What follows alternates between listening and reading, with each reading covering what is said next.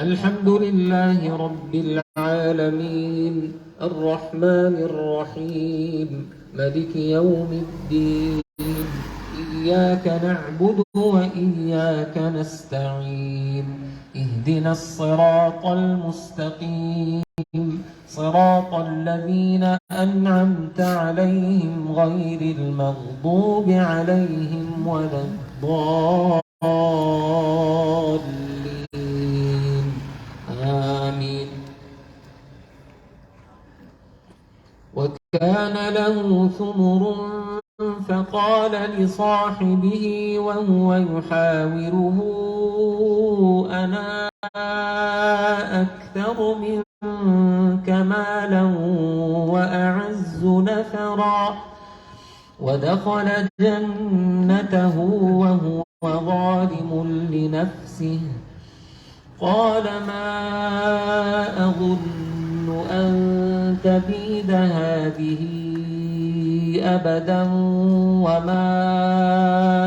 أظن الساعة قائمة ولئن رددت إلى ربي لأجدن خيرا منهما منقلبا قال له صاحبه وهو يحاوره أكفرت بالذي خلقك من تراب أكفرت بالذي خلقك من تراب ثم من نطفة ثم سواك رجلا لكن هو الله ربي ولا أشرك بربي أحدا ولولا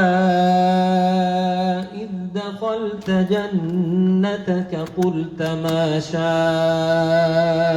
الله لا قوة إلا بالله ما شاء الله لا قوة إلا بالله إن ترني أنا أقل منك مالا وولدا فعسى ربي أن يؤتيني خيرا من جنتك ويرسل عليها حسبانا من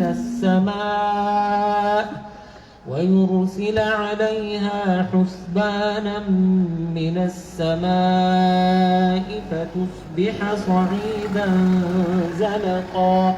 أو يصبح ماؤها غورا فلن تستطيع له طلبا وأحيط بثمره فأصبح يقلب كفيه على ما أنفق فيها وهي خاوية على عروشها ويقول يا ليتني لمشرك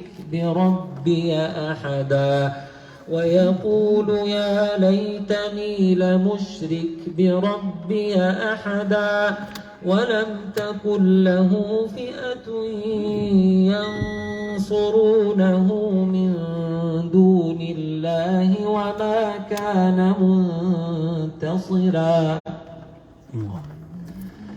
هنالك الولاية لله الحق